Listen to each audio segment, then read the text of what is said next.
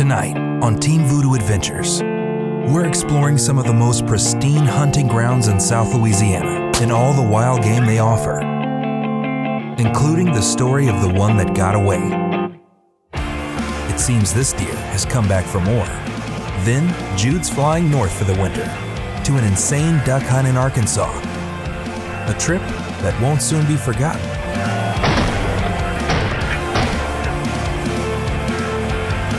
All that and more, next.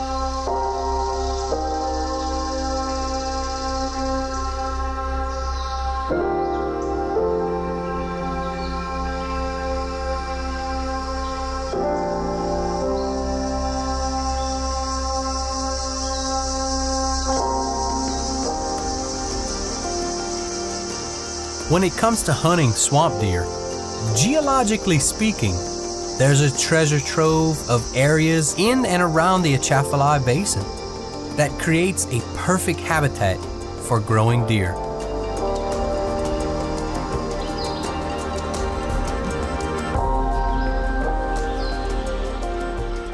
Public and private land both have their advantages for harboring some stellar whitetail. In our adventures, we recently spent a whole season of hunting with our friends at Bayou Hunting Expeditions, right down the levee from our landing, Cypress Cove.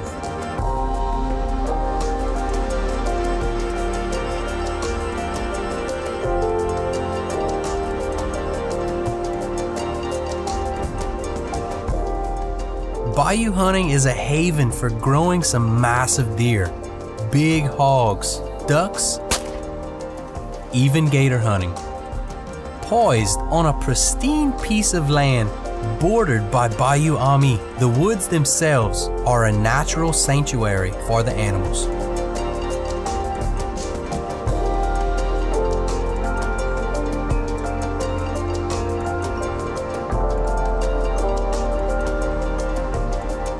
A couple of years ago, I was on a hunt at one of their stands. We hadn't seen a thing all season long.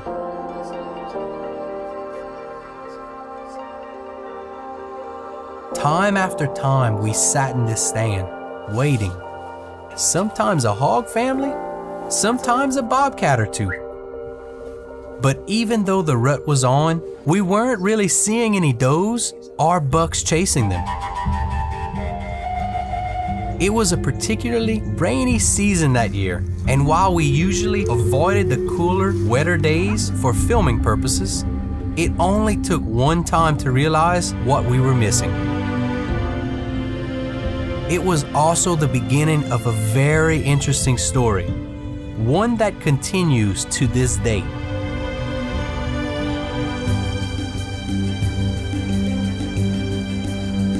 His name was Ironhide. The season itself started out great. the weather, for the most part, was playing into our hands. Pre-season scouting earlier that year gave us a clear indication that deer were traveling through this particular corridor. We were in the process of having this custom 300 Win Mag that our co-host Zach Brazda built.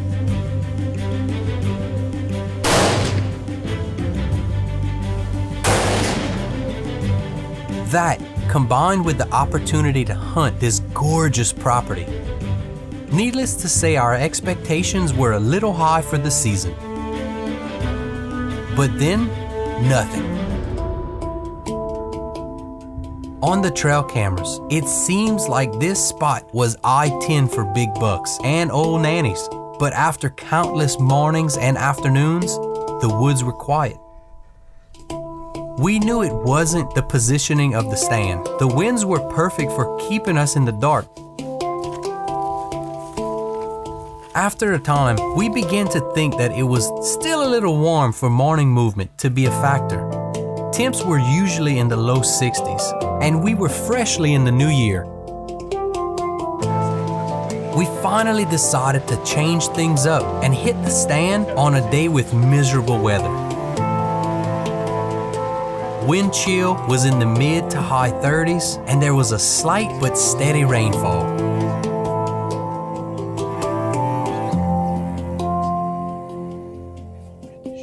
The idea was that if the good weather wasn't enough to get the deer up and about, then maybe this almost freezing chill will. And it wasn't long before our assumptions were proven correct.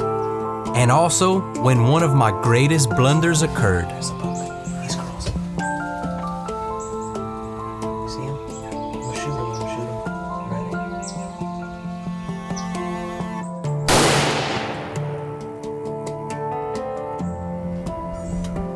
That was him. That was the big one. Put it on me. Oh my God, y'all. Hold on. Let me unload it. That was a hit. Guys, I just smoked the deer that we were hunting for.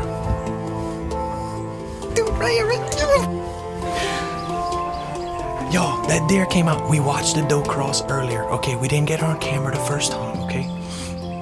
And I told Nathan, I just saw it. I was like, man, just got her back. Okay. I said, all right. Well, so we turned around because we had seen a deer crossing earlier that way. Crossed right here. When she came back across, I had just told him, I said, dude, she looked run down and she had her tail halfway up. I said, it looks like she was rutting. And I said, you know, we're gonna keep the camera right here because a buck might cross. And I'll be, that buck followed her. He stopped in the middle. As soon as I turned the gun, he got a little movement, but that's okay because it stopped him.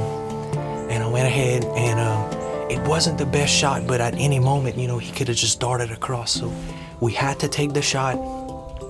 He was tall. Man, that looks exactly like the deer that we were hunting. Guys, y'all stay tuned. We're gonna get down. We're gonna go check it out. You see that twinkle of accomplishment in my eyes? Well, that was short-lived. I look okay? We shot before 9 a.m. and we spent the rest of the day searching the woods, even bringing in a bloodhound to help us track. Not a sign, no blood, and hardly any tracks. An accidental knee jerk rendered the footage of the shot inconclusive. Plus, the current gun we were hunting with wasn't powerful enough to punch through a frontal shot on this buck. The deer clearly survived after combing the woods led to no results. This gutma of a deer we then named Ironhide lived to see another day. Then almost a year later, the guys at Bayou Hunting Expeditions sent us this picture. a double white-patched, tall-horned son of a gun with what appears to be an anomalous bulge on his lower chest, right where we saw the impact on camera. The resemblance is uncanny, and even better, the outfitter told us that this particular buck had been shot at and missed several times, indicating the other scars present. We knew what we had to do. Our first step was picking up our new 300 Win Mag from Zach and making sure our rifle was sighted on dead nuts at 150 yards. Second was getting back on the property. Trail cameras were indicating that this mysterious buck was hanging around a different sector of the property. So this year, many an afternoon and mornings were spent in this area. Then a late afternoon came. The weather was eerily similar to the day we first encountered Ironhide. A few hogs crossing the path had us wound up for a good bit, but eventually the sun went down and camera and shooting light was rapidly fading. And then a rustle and what looked like a dark black smudge appeared in the lane. At this point in the day, the light was non-existent. While I can make out that it was in fact a buck, there was no way to gauge the size and relative age. Only by enhancing the footage later did we realize this sly son of a gun, now a 4.5-year-old deer with a fat gut, eluded us once again. So that's my story of the one that got away. At least currently, Ironhide is still out there. And a whole new season is about to open up for us here in South Louisiana. But here's the kicker. We'll be out on the stand looking for another glimpse of our white whale. But anyone can hunt this land. So if you give Bayou Hunting Expeditions a call, you too could have a chance at this stunning buck. Coming up after the break, we're taking a road trip to the border of Louisiana and Arkansas to meet up with our friends at Swamp Gear for an incredibly epic series of duck hunts. Part 1 begins next.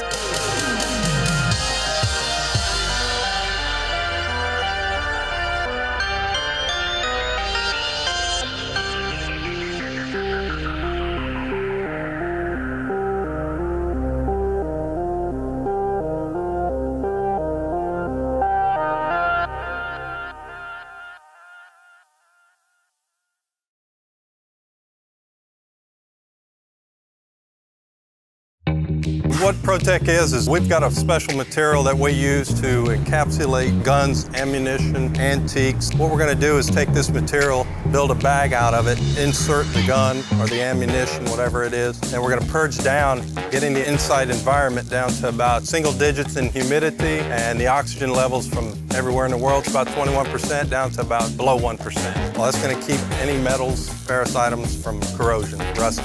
So they can store them, bring them to us. This is a reusable material as well. So we can package their guns, come hunting season, cut it open, pull the gun out, use it, bring the bag back to us, and we'll repackage it for them. For you hunters, you duck hunters, you guides out there, you're leaving ammo in the blinds, and you come back the next day or a week later, and you find that the box is wet and the shells are falling all over. We can pre-package. You can leave it in. You got 5 blinds, you go and leave a couple boxes in each blind. They're there when the hunters need them. You can come back next year and it's still good. Y'all go ahead and look it up at ProtectDefender.com.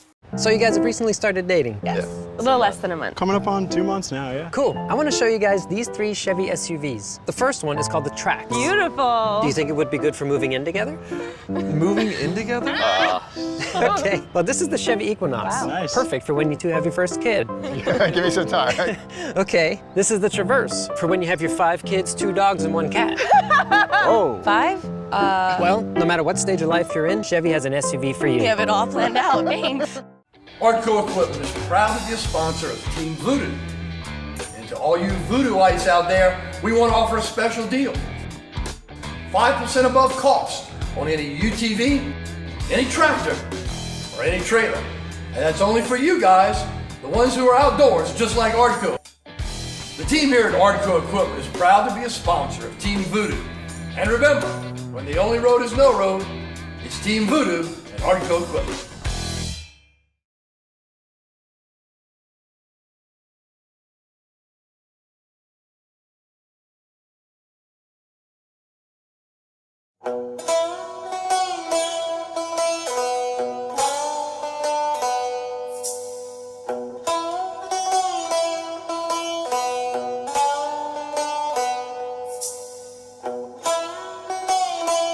For you duck fanatics out there, the ones sitting at home right now, blowing your calls, just waiting for that first weekend, maybe you're already out in the fields and ponds, brushing up the blinds, finding that sweet spot spread that'll make your spot look like half off day at the all duck Piccadillys. Maybe you're getting your best bud ready to fetch him up before the start of the season. Well, this trip is dedicated to you. Our friend and brother with the gift of gab, Scott Lagrange, invited us to his sweet spot on the border of Louisiana and Arkansas, a spot in Wilmot called Commander's Corner, hosted by a man named Harrison Banks.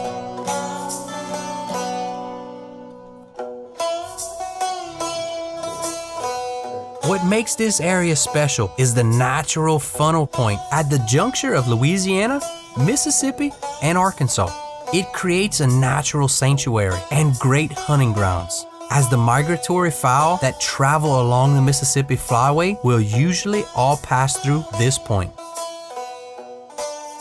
The Mississippi Flyway is a bird migration route that generally follows the Mississippi River in the United States and the Mackenzie River in Canada.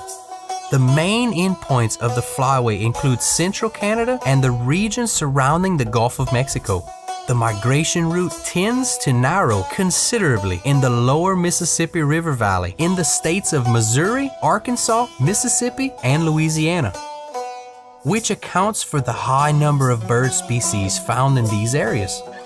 Some birds use this flyway to migrate from the Arctic Ocean to Patagonia. Typically, birds use this route because no mountains or ridges of hills block the path over its entire extent. Good sources of water, food, and cover exist over its entire length. About 40% of all North American migrating fowl and shorebirds use this route. The southeastern Arkansas region swells with overwintering waterfowl, and Commander's Corner definitely makes the most of it. Their privately owned inholding is perfectly situated in the middle of a National Wildlife Refuge's 6,000-acre waterfowl sanctuary. Seeing birds is no issue.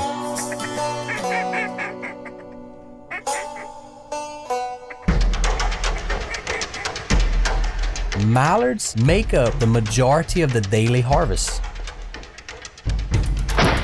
Most mornings you won't want to miss the spectacle that is numerous swarms of waterfowl trafficking the sky at sunrise. Woo! Welcome to the graveyard.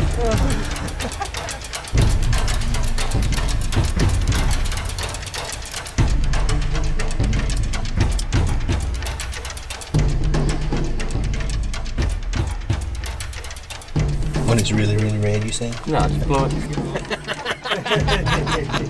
Just a little blow. And black it out. I normally don't care about hiding your face that well, but on a cloudy day like today, like, you gotta worry about everything. Hey! Yep. Hey, hey, hey! Woo! Woo!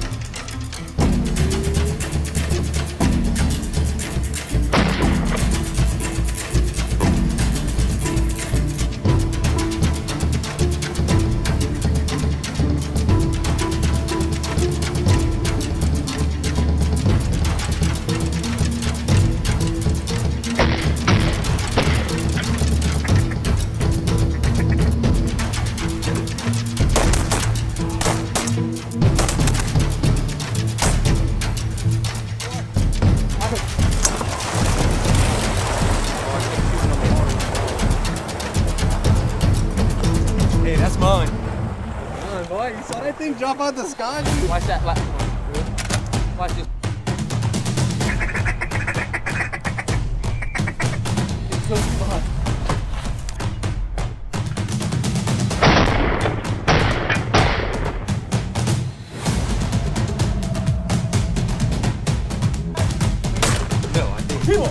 Oh my God. That's what I was about to say. 2 in 1 shot.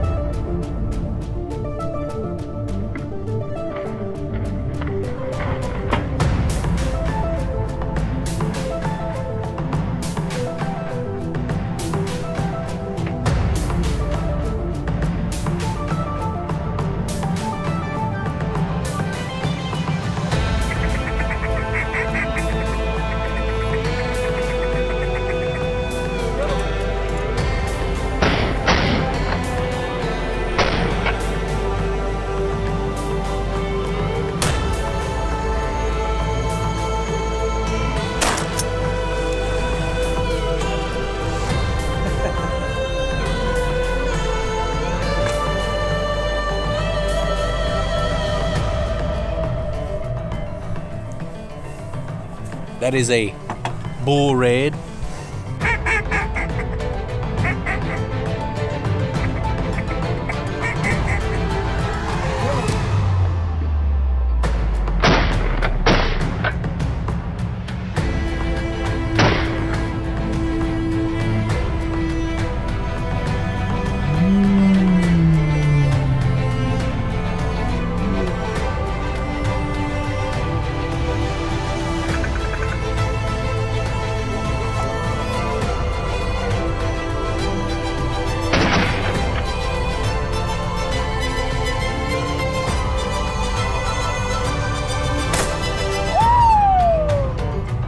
That's it. It's done. That's it. Yes. Oh yeah. Yes, sir. Oh man, golly. That's what you call a beautiful situation. I'm gonna unload that. I'm unloading my gun, guys. I'm telling you, I love that. Man, I'm loving these. That combination on that gun is just. You dream of hunts like this, and we finally got out here today. Yeah, the deer in rut back at home, and I'm a deer hunter, but man, coming out here and shooting that many greenheads, and that's mine that landed on that side. That's the one I followed. One shot, one kill, bro. I mean, that you can pick 1 and 2 off all day long. I don't know where they all fell. I got one right here. Yeah, they got one right here. He picked up one, didn't he?